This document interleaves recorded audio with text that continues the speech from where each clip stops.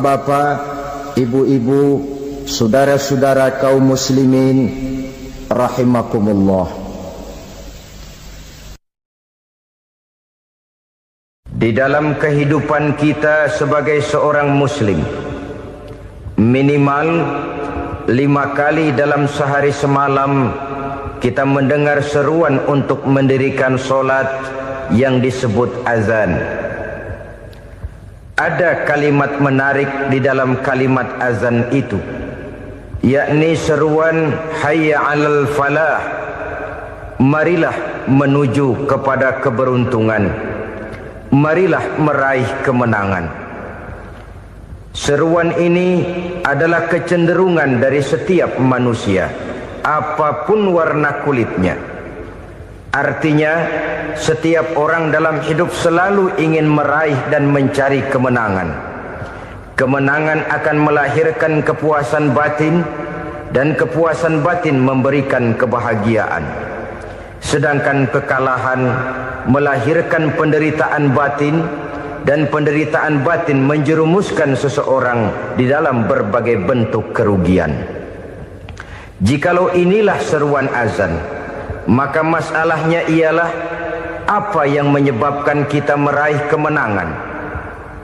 Al-Quranul Karim memberikan tuntunan dan ajaran kepada kita bahwa orang-orang yang memperoleh kemenangan itu tidak lain adalah orang-orang yang bertakwa.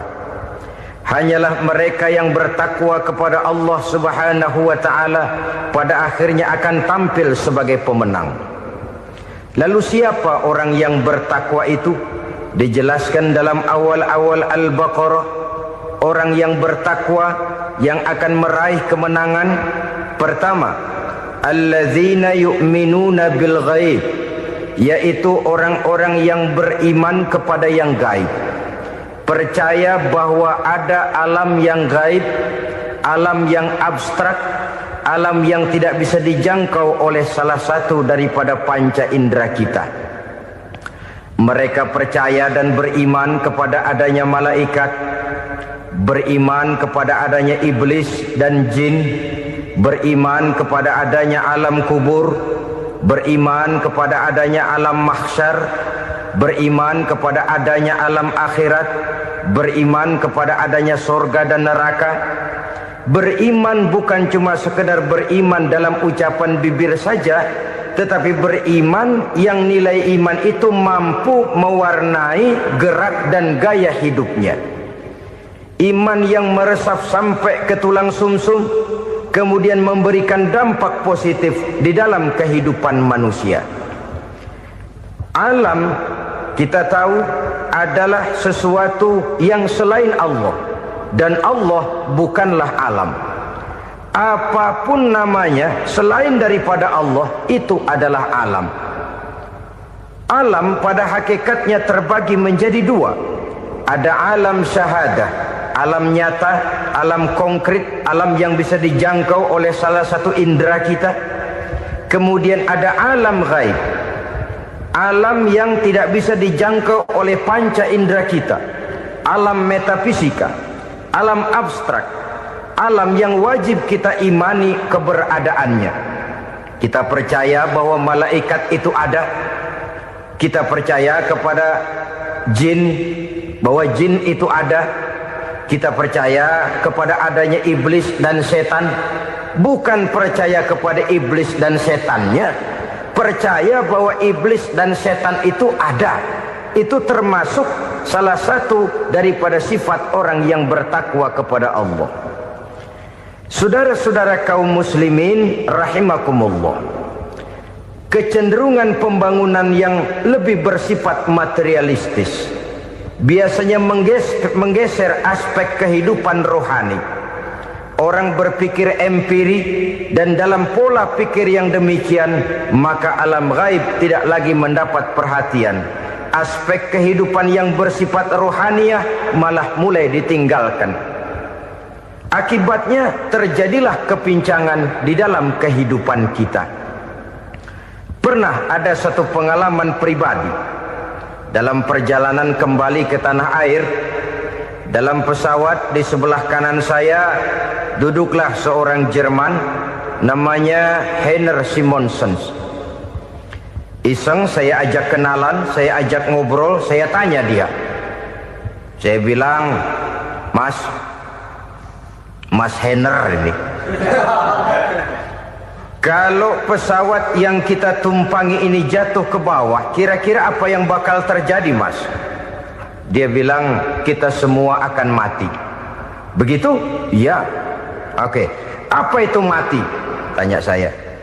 Dia bilang, untuk tahu apa itu mati, kita harus tahu lebih dahulu apa itu hidup.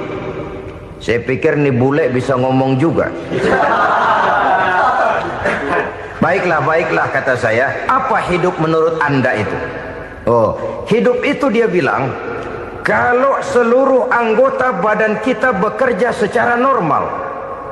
Paru-paru memompa darah secara normal, jantung berdetak secara normal, sel-sel tubuh bekerja secara fit, dan organisme tubuh hanya mau bekerja secara normal. Dia bilang, kalau kita memberi makan yang cukup, menu yang teratur, dan gizi yang lengkap. Saya bilang, kesimpulannya apa, Ner? Dia jawab, hidup adalah dari tangan ke mulut. Life is from the hand to the mouth, kata dia. Hidup adalah dari tangan ke mulut. Jadi masalah hidup tidak lebih daripada masalah isi perut. Orang pergi pagi, pulang sore, peras keringat, banting tulang, perut yang dibelain. Saya bilang, you are wrong. Sampean salah, Ner. Kamu orang Islam bukan? Bukan. Pantas. Kenapa saya salah? Dia bilang, ya jelas salah. Salahnya di mana? Kamu ini manusia. Kalau hidup cuma dari tangan ke mulut, saya bilang, kambing di kampung saya juga begitu pikirannya, Ner. Itu kambing di kampung saya, asal perutnya kenyang, sudah hidup dia. Perkara besok bagaimana, lusa prospeknya macam mana, bulan depan ada apa, kambing nggak pernah mikir. Di kampung saya kambing juga pikirannya begitu. Kamu Kristen ya? Tadinya. Loh kok tadinya, lalu apa sekarang kamu ini? Dia bilang, sekarang saya netral. Saya tidak beragama, tapi saya percaya kepada Tuhan sebagai pencipta alam. Saya ingat benar dia bilang, I haven't any religious, but I believe to God as the creator of the world. Kenapa bisa netral begitu, Ner? Habis saya bingung katanya. Islam bilang Islam baik, Kristen bilang Kristen baik, Hindu Buddha bilang Hindu Buddha baik, semua agama baik. Saya netral sekalian, nggak beragama. Yang penting saya percaya kepada Tuhan. Saya bilang, Ner, kamu ini kayak orang mau beli celana, lalu bingung. Yang satu bilang Levi's bagus, yang satu bilang Blue Jean hebat, yang satu bilang Wool England hebat. Celana ini hebat, celana itu bagus, celana ini hebat. Semua celana bagus, kamu bingung. Akhirnya netral, tidak pakai celana. Itu juga salah. Saya pikir-pikir, kemudian saya melihat bahwa dua pola berpikir Heiner ini nampaknya sudah mulai menggejala di lingkungan masyarakat bangsa kita. Disadari atau tidak, secara jujur kita harus berkata, dua pola pemikiran Heiner ini mulai berkembang di tengah masyarakat bangsa kita. Pertama, pola pikir materialisme. Hidup adalah dari tangan ke mulut. Masalah hidup tidak lebih masalah isi perut. Itu yang perlu dibela, dan disitulah arti kehidupan. Pergi pagi, pulang sore, peras keringat, banting tulang untuk mempertahankan perut. Kalau sudah kemari cara orang berpikir, maka buat apa percaya kepada yang gaib? Untuk apa sholat? Untuk apa puasa? Untuk apa zakat? Untuk apa menghadiri majelis taklim? Tanpa kepercayaan kepada yang gaib, hidup berjalan menurut alur empiris dan materialis. Kalau sudah ke sana cara orang berpikir, biasanya orang lalu cenderung menghalalkan segala cara. Hanyalah orang yang percaya bahwa akhirat ada. Hanyalah orang yang percaya bahwa alam kubur itu ada. hanyalah orang yang percaya bahwa malaikat itu ada, hidupnya akan lebih terarah dan terkendali. Karena kepercayaan kepada yang gaib, yang merupakan fase daripada kehidupan setelah hidup yang sekarang ini, mewarnai gerak pribadi seseorang di dalam dia melakukan kegiatan hidupnya. Pola berpikir materialisme, disadari atau tidak, mulai menggejala di lingkungan masyarakat bangsa kita. Hidup tidak lebih dari urusan tangan ke mulut, mulut ke tangan, tangan ke mulut. Asal perut sudah kenyang, hiduplah sudah. Perkara bagaimana prospek hari yang akan datang, bagaimana akhirat, tidak jadi persoalan. Ini yang oleh Nabi diperingatkan, ad-dunya sijnul mu'min wa jannatul kafir. Dunia adalah penjara bagi orang beriman dan surga bagi orang kafir. Dulu di zaman Belanda hadis ini pernah disalah tafsirkan, disalah artikan, digunakan sebagai senjata untuk mengkebiri dan membuat impoten umat Islam. Sudahlah umat Islam gak usah macam-macam, kata Belanda. Dunia ini kan penjara buat orang Islam, surga buat orang kafir. Di penjara jangan bertingkah.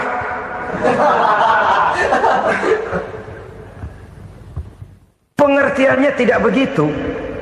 Dunia adalah penjara bagi orang mukmin. Artinya dalam kehidupan dunia seorang mukmin tidak bebas memperturutkan hawa nafsunya.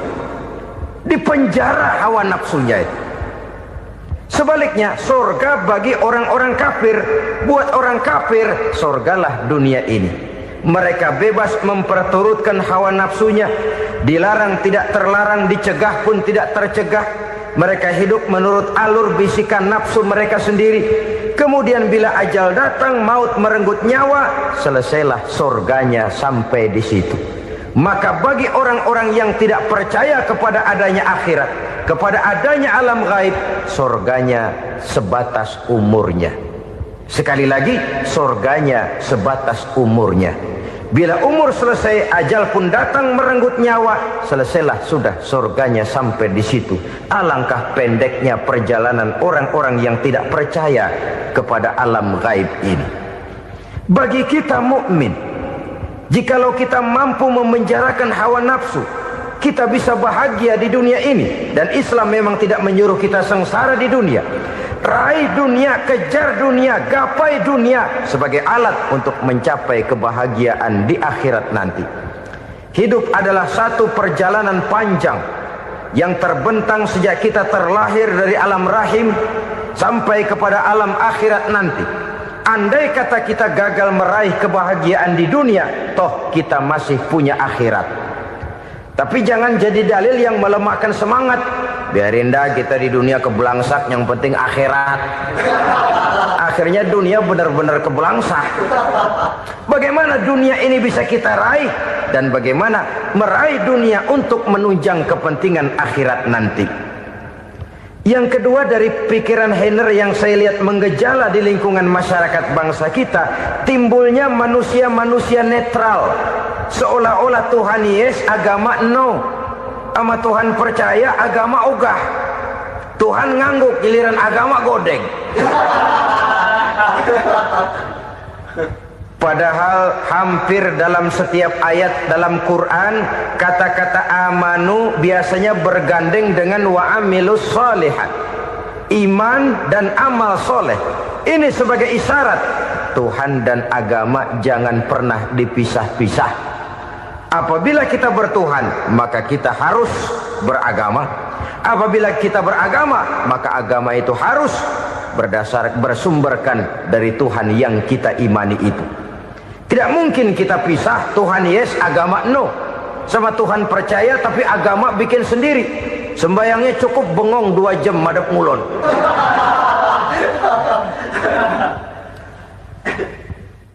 Saudara-saudara kaum muslimin rahimakumullah. Jadi dengan demikian, agama yang kita akui merupakan unsur mutlak di dalam pembangunan sekarang ini, merupakan bagian dari kehidupan yang menuntun kita bahwa di balik alam nyata ini, di balik alam syahadah ini ada alam gaib. Dan mudabbir, murabbi yang mengatur, yang menguasai, yang memelihara, baik dia alam nyata, baik dia alam gaib, tidak lain adalah Allah Subhanahu wa ta'ala. Di sana ada satu super power, satu maha kekuatan yang kita perlu bersandar kepadanya. Sebagai makhluk nyata yang hidup di alam nyata, berbuatlah secara nyata sebagaimana harusnya kita berbuat. Karena Islam jelas bukan agamanya orang pemalas. Islam jelas bukan agamanya orang yang mengajarkan setelah selesai sholat boleh duduk, nggelenggem ayam-ayam, ndelohom, menghitung bintang di langit sambil menunggu keajaiban. Tidak. Islam adalah agama yang mengajarkan apabila sholat sudah selesai kamu kerjakan, bertebaranlah di permukaan bumi, cari karunia Tuhanmu. Jangan hidup berpangku tangan menunggu keajaiban. Karena hidup bukan undian. Jangan berharap untung besar tanpa mau peras keringat. Tapi di sebalik itu toh kita juga harus yakin bahwa di sisi usaha nyata yang kita lakukan ada satu super power, satu maha kekuatan gaib yang menentukan berhasil dan tidaknya usaha kita. Kepercayaan kepada hal semacam inilah yang mendorong kita untuk mempunyai sandaran vertikal, agar jikalau usaha ini berhasil, kita tidak lupa diri dan lupa daratan. Jikalau usaha ini gagal, kita tidak putus asa dan buruk sangka, tidak cupik pandangan dan sempit hati, tapi mampu melihat persoalan dengan kacamata putih sambil husnuzon kepada Allah Subhanahu wa ta'ala. Kita percaya malaikat itu ada. Ada yang namanya Raqib dan Atid, mengawasi gerak hidup kita sampai kepada gerak hati kita.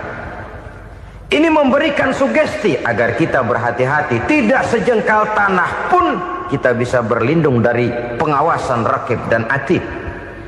Ada Munkar Nakir yang akan menyoal kita di alam kubur. Ada malaikat Malik, penjaga neraka. Ada malaikat Ridwan yang menjaga surga. Kita percaya kepada adanya jin, kita percaya kepada adanya setan, iblis. Percaya kepada adanya, bukan mempercayai si setan, si iblis lalu menjadikannya sebagai teman. Tidak. Percaya bahwa mereka itu ada dan merupakan makhluk Allah yang gaib, yang diciptakan Allah Azza wa Jalla. Kepercayaan kepada alam gaib memberikan motivasi terhadap gerak lahir manusia, sehingga dengan motivasi kepercayaan kepada yang gaib, gerak lahir jadi lebih terarah, jadi lebih terpelihara. Pernah seseorang bertanya, "Pak, apakah adanya akhirat bisa dibuktikan secara ilmiah?" Saya bilang tidak bisa, tidak bisa. Kenapa? Karena yang berangkat nggak pernah pulang kembali lagi. Kalau dia pulang kemari bisa kita tanya bagaimana enak di sono. Cuma secara moral saya katakan, lebih beruntung orang yang percaya kepada akhirat daripada yang tidak. Sekarang saudara percaya akhirat ada, lalu saudara baik-baik di dunia, sholat, puasa, zakat, menolong orang lain, menebarkan kebajikan. Saudara mati, andai kata akhirat tidak ada, toh dalam hidup saudara sudah berbuat baik. Paling tidak nama saudara akan dikenang sebagai orang baik. Sebaliknya, saudara percaya, kata saya, bahwa akhirat tidak ada, lalu hidup semau-maunya, tenggelam dalam maksiat dan munkarat, menentang Allah, tidak mau ruku dan sujud. Lalu saudara mati, kemudian akhirat ada, ayo mau apa? Bekal tidak punya. Jadi secara moral lebih beruntung orang yang percaya kepada adanya akhirat daripada yang tidak percaya. Dan itu alam gaib yang tidak bisa dibuktikan secara eksat. Jangankan untuk membuktikan seperti itu, dalam kehidupan sehari-hari saja yang kita rasakan tidak selalu berbentuk toh. Angin, bagaimana sih bentuknya angin? Kita tidak tahu. Merah, buktinya kalau dikerok merah. Yang merah itu kulit, yang kulit kita bukan anginnya. Sakit, rasa sakit itu ada, tapi bagaimana bentuk sakit kita nggak pernah tahu. Kalau kita makan cabai pedas, bagaimana bentuk pedas itu tidak ada, tapi rasa ada. Bentuk pedas hijau, cabainya bukan pedasnya. Tidak semua yang kita rasakan bisa kita gambarkan dalam bentuk yang konkret. Oleh karena itu, sekali lagi bahwa kepercayaan kepada alam yang gaib mampu memberikan satu sugesti yang menata kehidupan seseorang lebih lurus, lebih terarah, dan lebih terkendali. Maka wajar kalau kepercayaan kepada yang gaib mengantarkan seseorang untuk meraih kemenangan. Kenapa? Dia percaya kepada yang gaib, bahwa akhirat ada, bahwa alam kubur ada, bahwa pertanggungan jawab itu ada. Maka dia lalu tidak hidup saenae udele dewe, itu loh. Tidak hidup menurut seleranya sendiri, terarah, teratur. Ini cirinya yang pertama. Orang bertakwa yang akan meraih kemenangan, mereka beriman, mereka percaya kepada yang gaib. Bahkan hal-hal konkret saja selalu berangkat dari yang gaib. Saudara-saudara, para remaja, para pemuda sekarang ini tidak pernah tahu toh siapa yang akan jadi teman hidup saudara. Kita bisa saja ngerancang, mentargetkan, tapi toh akhirnya yang namanya jodoh bukan kekuasaan kita. Rezeki di luar kemampuan kita. Begitu juga ajal, maut, jodoh, ajal adalah contoh-contoh konkret bahwa pada akhirnya yang gaiblah yang menentukan. Bertahun-tahun ngelancong, emang jodoh seret nggak jadi.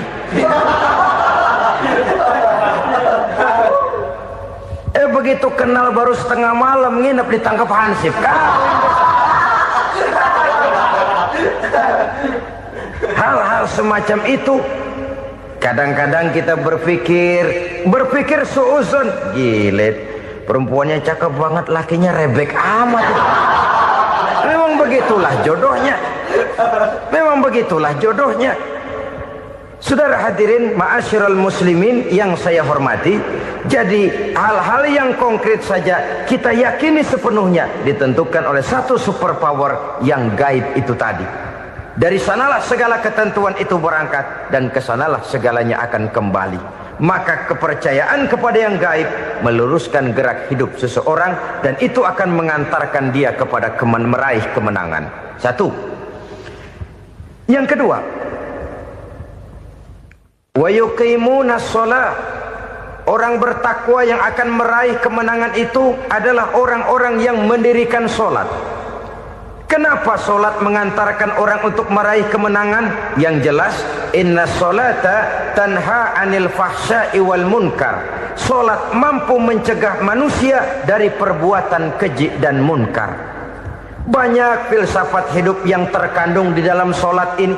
Sejak kita wudhu sampai kita menghadap ke arah kiblat, sampai kita melakukan gerak-gerak sholat, bacaan-bacaan yang ada di dalam sholat, lalu sampai kepada mengucapkan salam. Banyak filsafat hidup yang terkandung di dalam sholat. Umpamanya saja, setelah takbiratul ihram mulai kita dengan sholat dalam posisi berdiri, diajarkan dalam kitab-kitab fikih agar kita melihat ke arah tempat sujud. Ini kan filsafat kehidupan. Kalau kamu sholat dalam posisi berdiri, lihat tempat sujud. Jangan sholat mata jelalatan, sebab nanti bisa mengurangi kekhusyuan. Jadi wajar kalau yang dikatakan bahwa yang paling afdol adalah shaf yang di depan.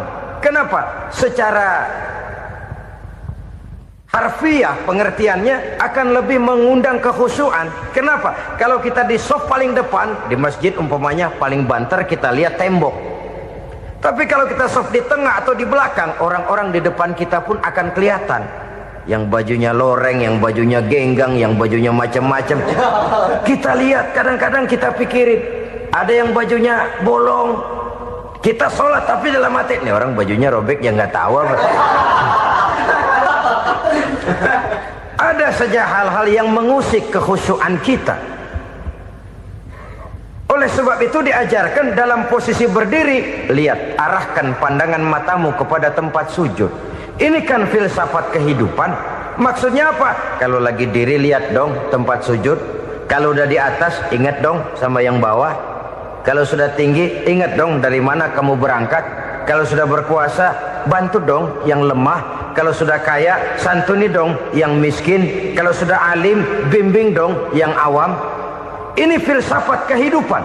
Dalam posisi berdiri kau lihat tempat sujud. Ini akan melahirkan kepekaan sosial di mana seseorang mau tahu kepada orang lainnya. Bagaimanapun kaya kita, tinggi pangkat dan jabatan kita, jikalau hidup hanya untuk kepentingan perut sendiri saja, rasanya belum membawa manfaat di dalam kehidupan kita. Tapi efek yang tertinggi sesungguhnya, solat mencegah manusia dari perbuatan keji dan munkar. Perbuatan keji dan munkar walaupun kelihatannya mendatangkan uang, membawa keuntungan, tapi itu keuntungan semu, keuntungan sementara. Dengan menipu orang lain kita bisa dapat untung, tapi tidak membawa berkah. Dan itu adalah kerugian besar dalam kehidupan kita. Maka untuk meraih kemenangan harus dimulai dengan membentuk kepribadian yang tegar, memiliki sandaran vertikal yang langsung kepada Allah Subhanahu wa ta'ala. Dan itu hanya bisa kita tempuh melalui jalur ibadah formal yang sudah ditentukan Allah, yakni solat yang 5 waktu.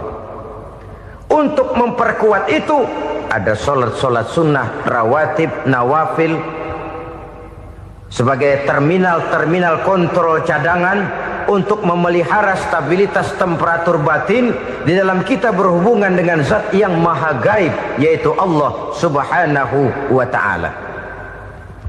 Orang sering bertanya, Pak, itu tetangga saya nggak sholat, duitnya nggak habis-habis, Pak. Nggak sholat tapi mobilnya tambah terus. Nggak sholat tapi usahanya makin maju.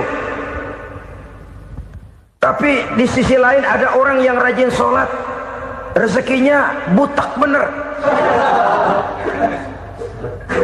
Anaknya mana kurus, mana korengan. Saudara hadirin ma'asyiral muslimin rahimakumullah. Harus saya katakan bahwa solat memang bukan untuk cari duit. Solat adalah sandaran vertikal kita kepada Allah. Sedangkan soal rezeki itu berkaitan dengan sifat Allah maha pengasih dan maha penyayang. Allah maha pengasih, siapapun dikasih kalau mau usaha. Allah maha penyayang, tidak semua orang disayang oleh Allah Azza wa Jalla. Dan belum tentu banyak harta itu merupakan nikmat. Mungkin juga istidraj. Artinya istidraj itu dikasih tapi diambulin, kalau bahasa Betawinya itu.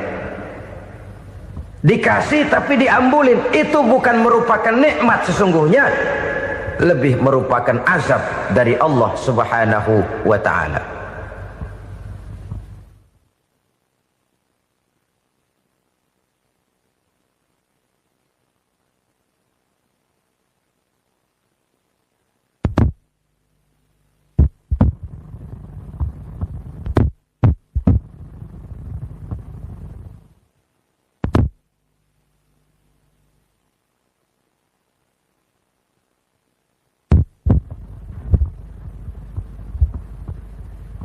Agama mempunyai sistem solat, dan kita umat Islam telah dituntun oleh Allah Subhanahu wa ta'ala yang wajibnya 5 kali dalam sehari semalam mendirikan solat, dan itu tentu berada dalam jangkauan kemampuan manusia.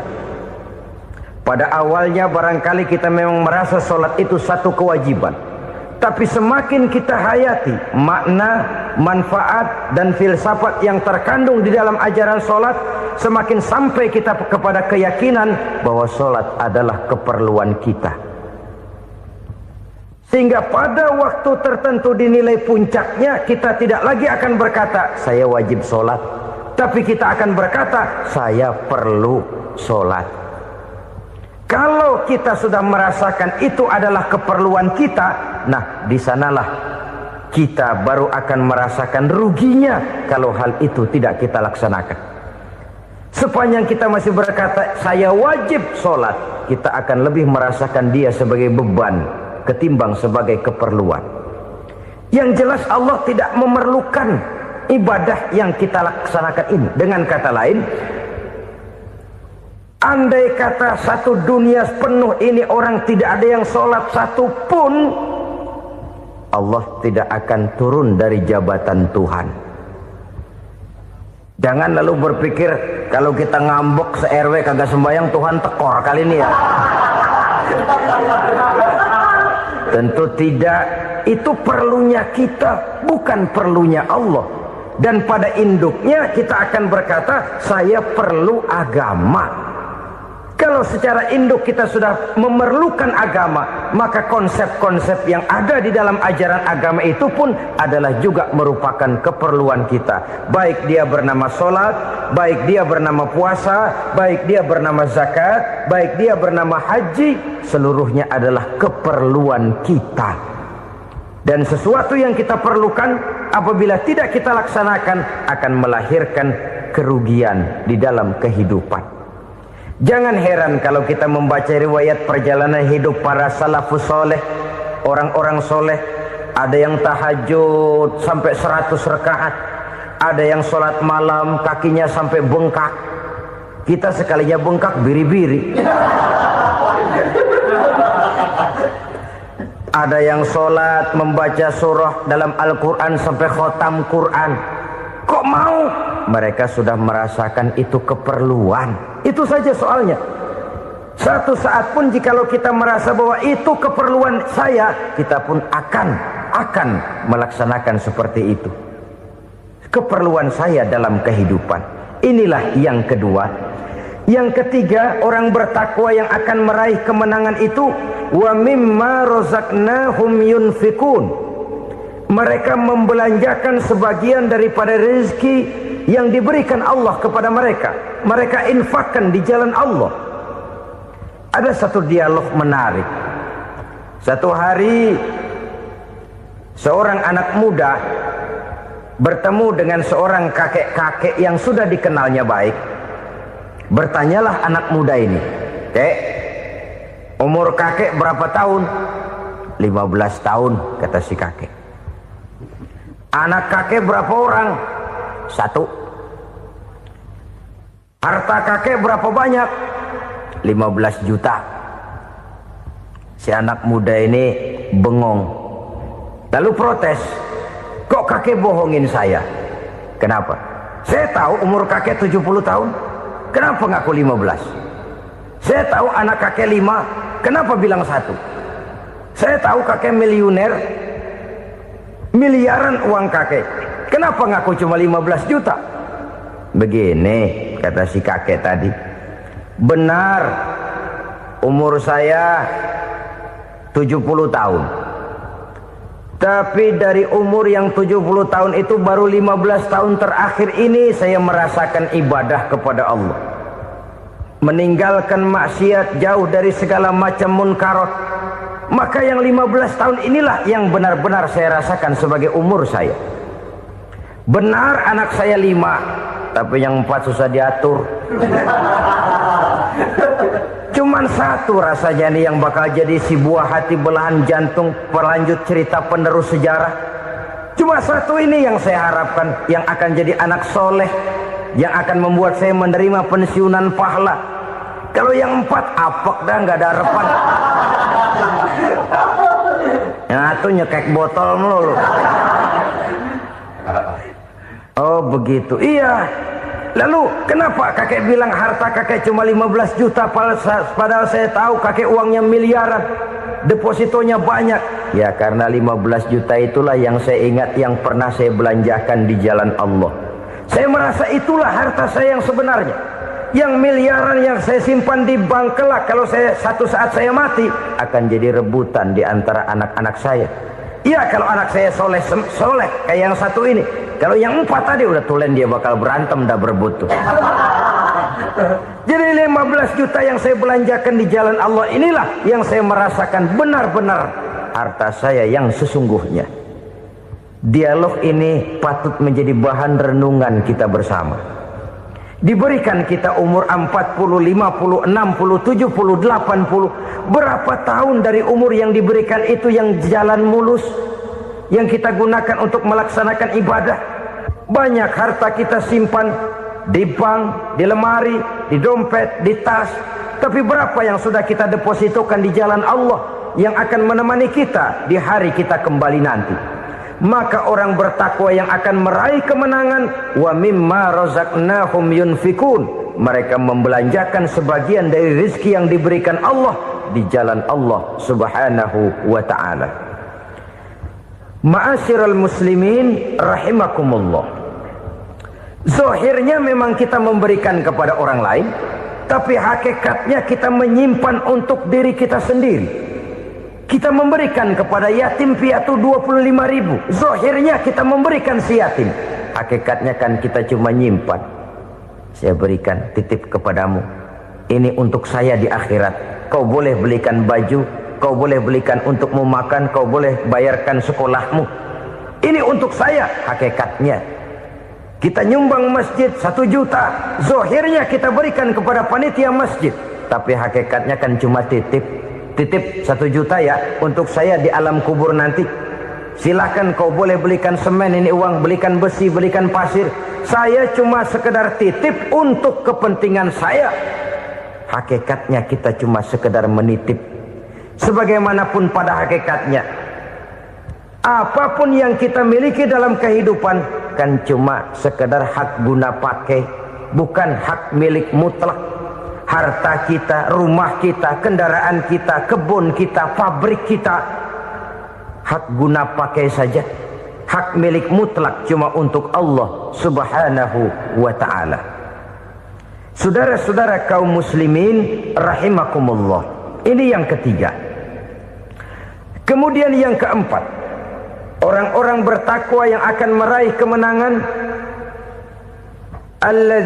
allazina yu'minuna bima unzila ilaika, mereka yang beriman, mereka yang percaya kepada apa yang telah diturunkan kepadamu Muhammad, ay Al-Quran, yakni Al-Quranul Karim.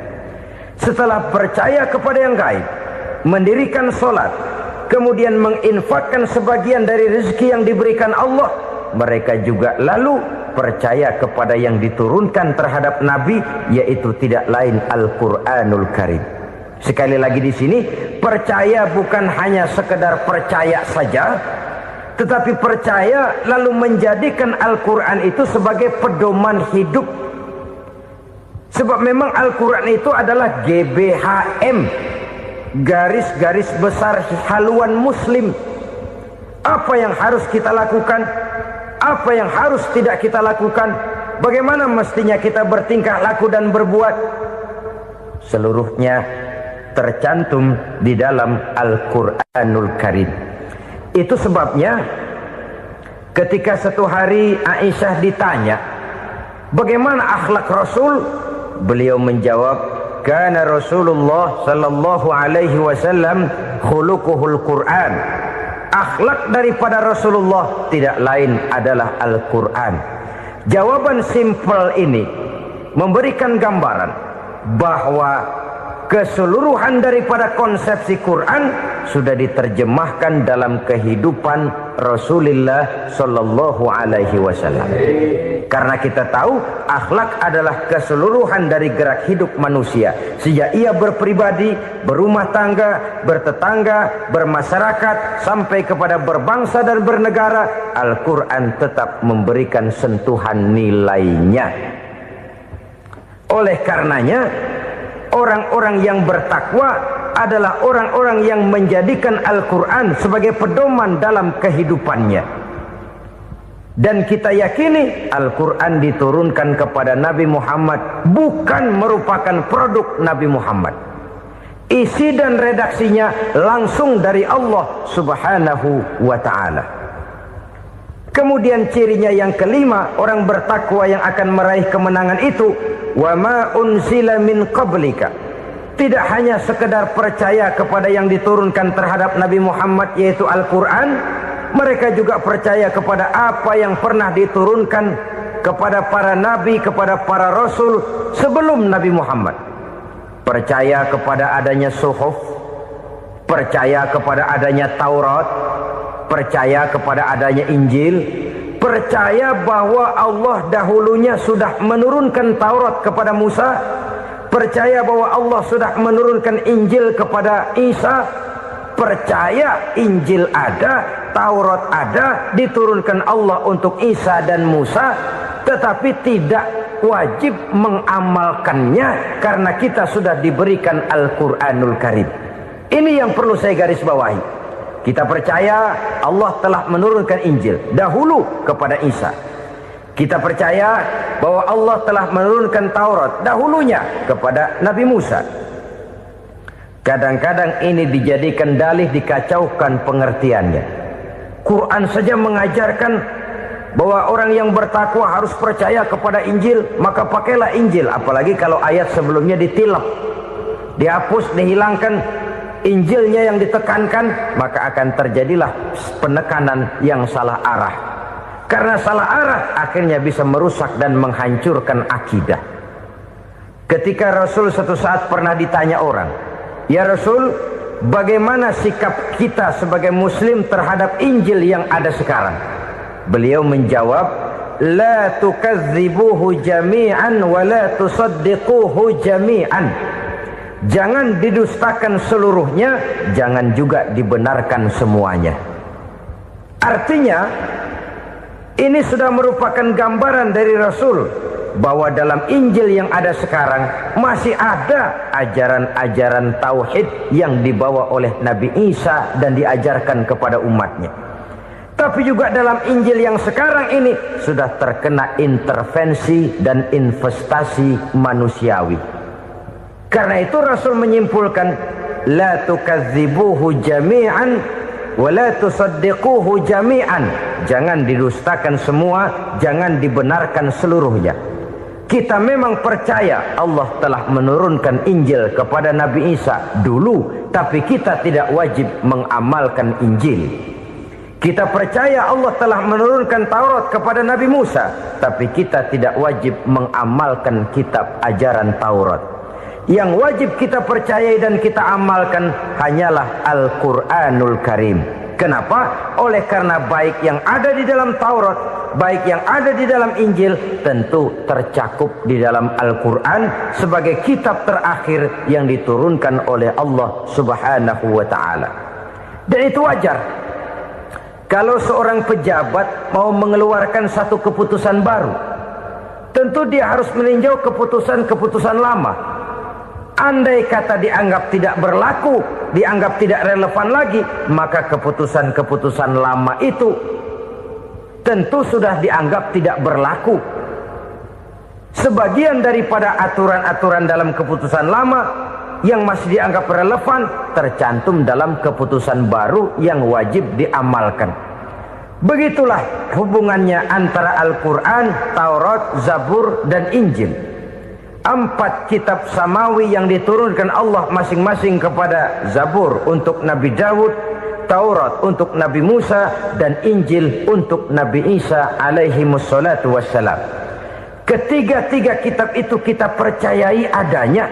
Kita yakini Allah telah menurunkan Zabur, Taurat, dan Injil. Tapi kita tidak wajib mengamalkannya. Yang wajib kita mengamalkannya sekarang ini tidak lain hanyalah Al-Quranul Karim saja. Karena ia mencakup apa yang ada di dalam Zabur, apa yang ada di dalam Taurat, dan apa yang ada di dalam Injil. Keotentikannya bisa dipertanggungjawabkan. Ya, tapi kan Nabi Muhammad sudah mati 14 abad yang lalu, dan di zaman beliau Al-Quran kan belum dikodifikasikan, belum ditulis. Bagaimana keotentikannya bisa dipertanggungjawabkan? Mudah saja. Allah berjanji, inna nahnu nazzalna dzikra wa inna lahu lahafizun. Kami yang menurunkan Al-Quran dan kami yang akan menjaga dan memeliharanya. Allah turunkan Quran, Allah menjaganya. Bagaimana cara Allah menjaga Al-Quran itu? Banyaknya orang-orang yang hafaz Al-Quran. Hafaz Al-Quran 30 juz, 114 surah, 6.666 ayat. Sehingga jangankan satu kata Jangankan satu ayat, satu kalimat saja berubah sudah akan timbul reaksi dan mudah dimengerti. Kenapa? Banyak orang-orang yang hafaz Al-Quran.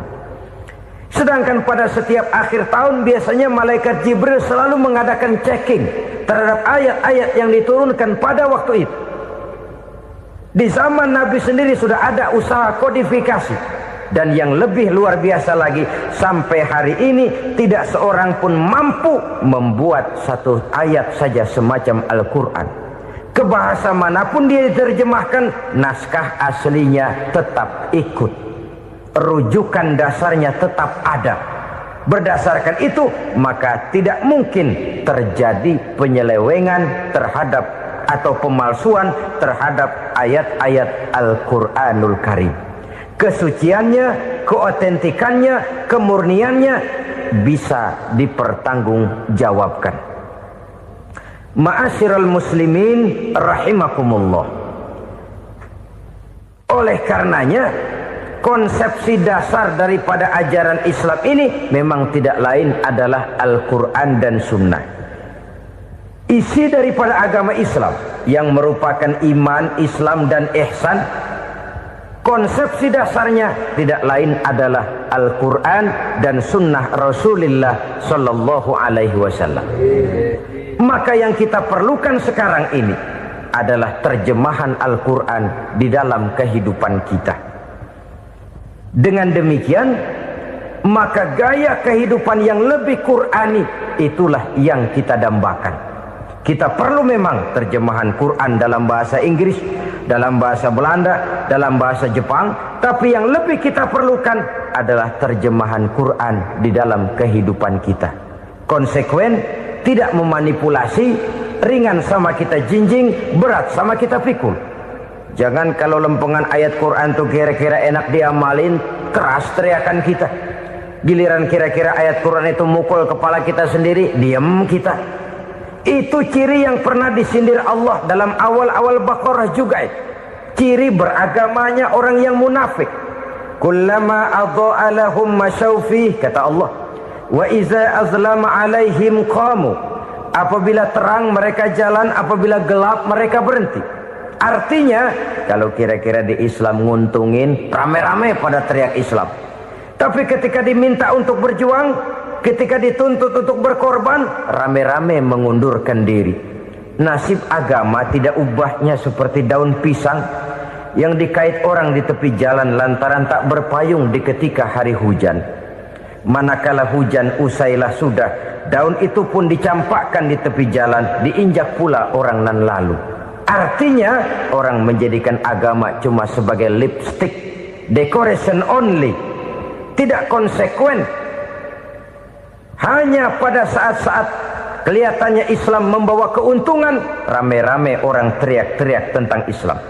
Tapi jikalau diminta berjuang, jikalau dituntut untuk berkorban, biasanya rame-rame juga mengundurkan diri.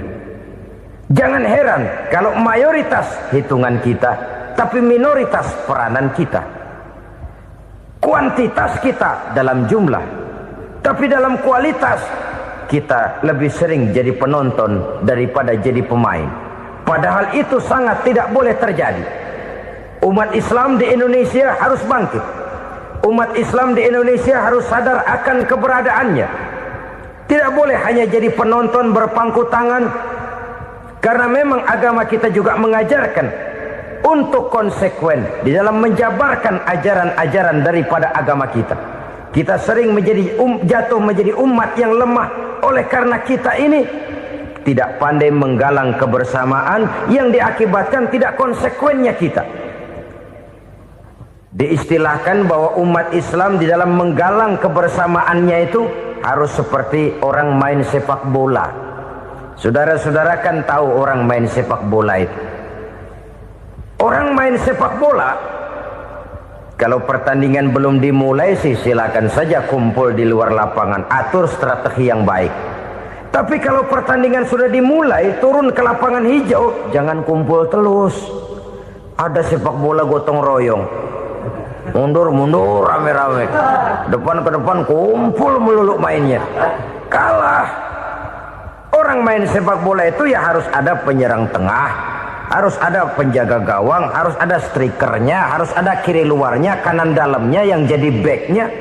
Posisi boleh bermacam-macam, tapi yang penting saling ngoper untuk menggolkan gawang lawan.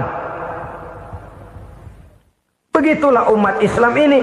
Boleh ada yang jadi pejabat, boleh ada yang jadi pengusaha, boleh ada yang jadi petani, silakan ada yang jadi seniman, ada yang jadi penyair, ada yang jadi artis sekalipun. Tapi kalau sudah berhasil menguasai bola, jangan lupa operannya. Operan itu yang langka.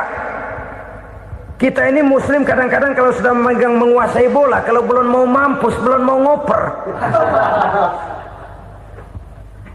Nanti kalau sudah nggak punya bola, baru mau ngoper.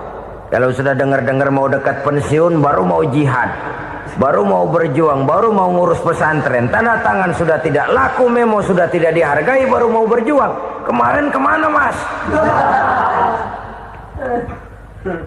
Kita tidak pandai memanfaatkan posisi. Dengan kata lain, kalau kembali kepada persoalan kita, konsekuensi kita terhadap agama yang kita anut ini belum ideal. Kita masih lebih sering berislam ini pada saat-saat yang menurut perhitungan kita membawa keuntungan. Tapi kalau diminta berjuang, dituntut berkorban, yang itu pun hakikatnya adalah untuk kepentingan kita juga. Allah tidak pernah menuntut kita untuk jihad bagi kepentingan Allah, itu tidak. Berjuang menegakkan agama Allah, apakah untuk kepentingan Allah? Tidak. Untuk kepentingan kita. Sebab nilai-nilai jihad itu pada akhirnya akan membawa kita kepada suatu kebahagiaan. Setidaknya kalau tidak di dunia, tentu di akhirat sebagai syahid. Oleh karena itu, pada bagian akhir ini saya ingin mengajak, marilah kita konsekuen. Sekali kita berkitabkan Al-Quranul Karim, mari dia kita jadikan pedoman. Jangan cuma kita jadikan sebagai penghias dinding, pelengkap rumah, bahwa di rumah kita ada Al-Quran, tapi yang baca kecoa.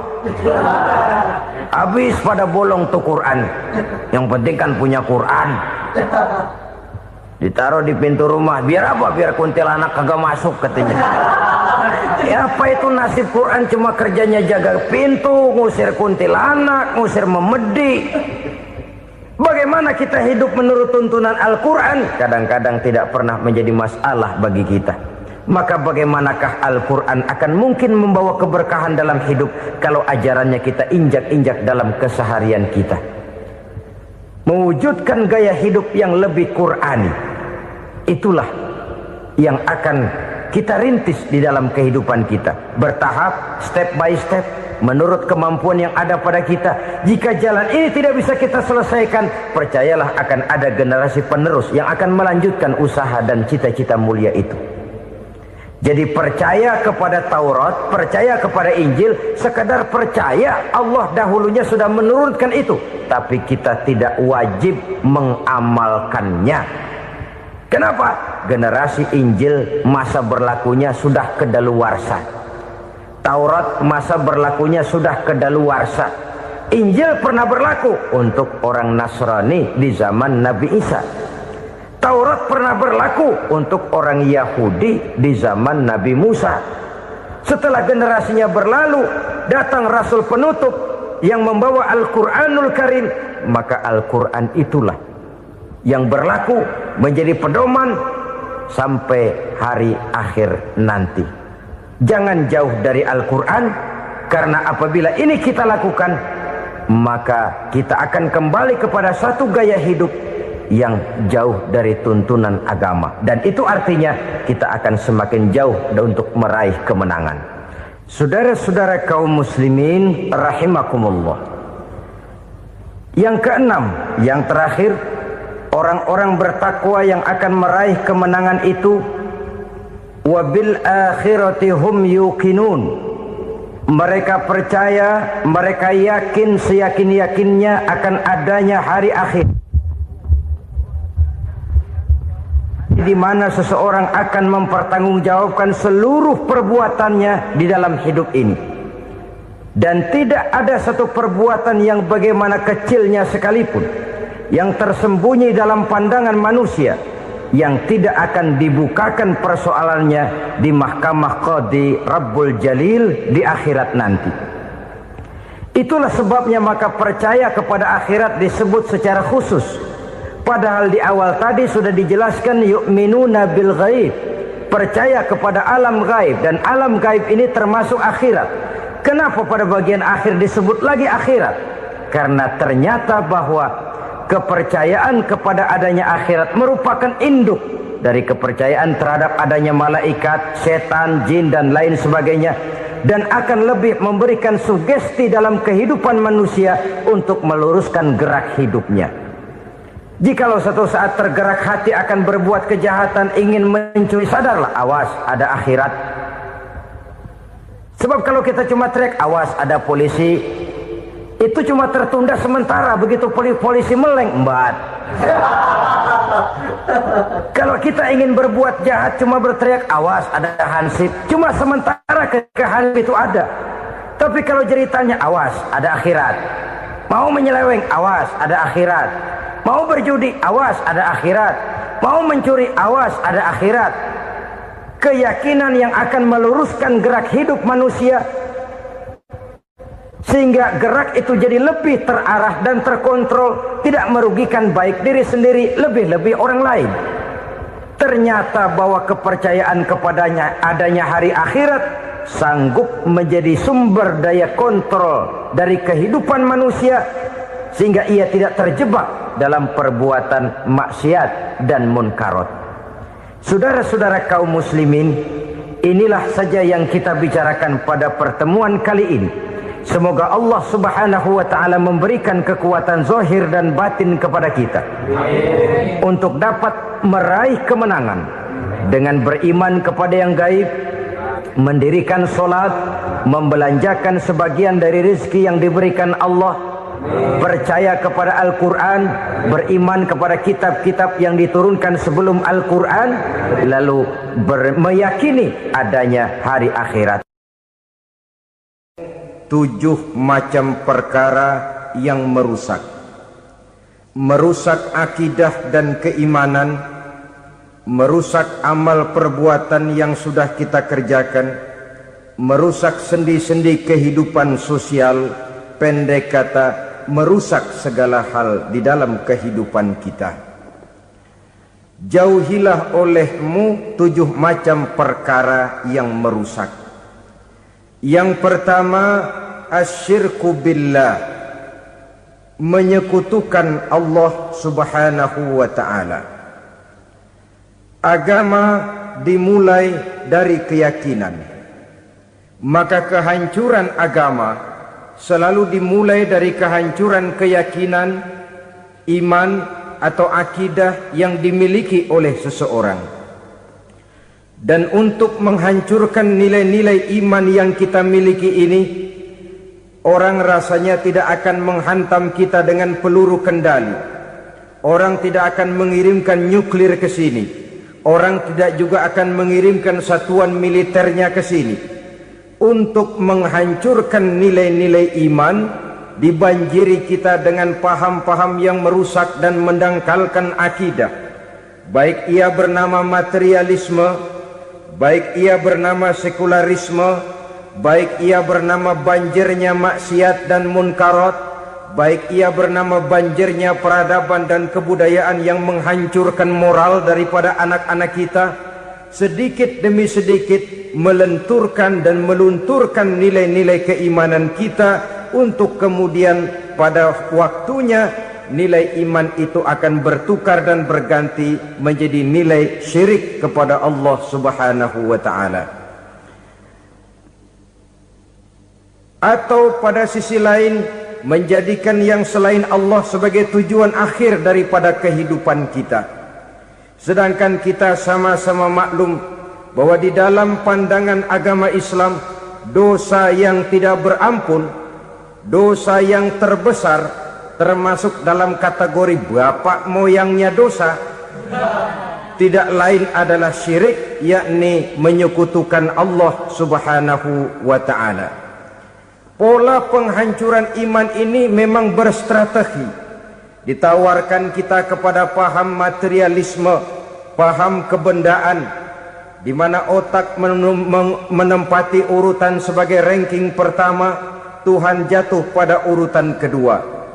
Lalu menyusul kepada paham sekularisme, Allah dipisahkan dari seluruh kegiatan hidup ini, untuk pada gilirannya menjadikan yang selain Allah sebagai tujuan akhir daripada seluruh kegiatan hidup kita. Oleh karenanya, kewajiban menjaga nilai-nilai iman ini merupakan kewajiban yang mulia tetapi berat, tidak hanya untuk kita, tetapi juga bagaimana mewariskannya kepada anak-anak kita, generasi yang akan datang. Orang-orang tua bijaksana yang diceritakan di dalam Al-Quran, kalau sudah berpikir tentang anak-anaknya, pertanyaan yang paling mereka risaukan ialah, ma ta'buduna min ba'di. Anakku, kalau pada satu saat aku, ayahmu sudah tidak ada lagi di dunia ini, meninggalkan kamu semua, ma ta'buduna min ba'di, apa yang akan kamu sembah nak? Jikalau sekarang ayahmu masih mau ke masjid, masih mau melakukan rukuk dan sujud, masih beribadah menyembah Allah Subhanahu wa ta'ala, kalau orang tuamu sudah tidak ada, ma ta'buduna min ba'di, masihkah engkau mau datang ke masjid? Masihkah engkau mau rukuk dan sujud? Masihkah engkau mau menyembah Allah Subhanahu wa ta'ala? Pertanyaan ini yang dipikirkan oleh Nabi Yakub kepada putra-putranya. Pertanyaan ini yang diteruskan oleh Nabi Ibrahim kepada anak-anaknya. Pertanyaan ini yang diwariskan oleh generasi ulama salafus saleh kepada para generasi berikutnya. Bagaimana kita generasi sekarang? Kita orang-orang tua sekarang bukan berfikir ma ta'buduna min ba'di, malah yang kita fikirkan ma ta'kuluna min ba'di. Kalau bapak tidak ada nanti kamu makan apa nak? Perkara kamu nyembah apa, urusan nomor 18. Yang penting kamu nanti hidup bisa makan nak. Maka kita sibuk mewariskan harta kepada anak-anak kita. Kita sibuk mewariskan kebun dan tanah kepada anak-anak kita. Kita sibuk mewariskan pabrik kepada anak-anak kita, sementara kita lupa mewariskan intan yang paling mahal, mewariskan mutiara yang paling berharga, yaitu nilai iman kepada Allah Subhanahu wa ta'ala. Alangkah baiknya apabila warisan harta, warisan tanah dan kebun, warisan rumah dan pabrik didasari lebih dahulu dengan mewariskan nilai iman kepada Allah Subhanahu wa ta'ala. Sebagai orang-orang tua, kita boleh bersedih kalau anak kita tidak mengerti komputer. Kita boleh bersedih kalau anak kita tidak mengerti matematika. Kita boleh bersedih kalau anak kita tidak mengerti bahasa Inggris.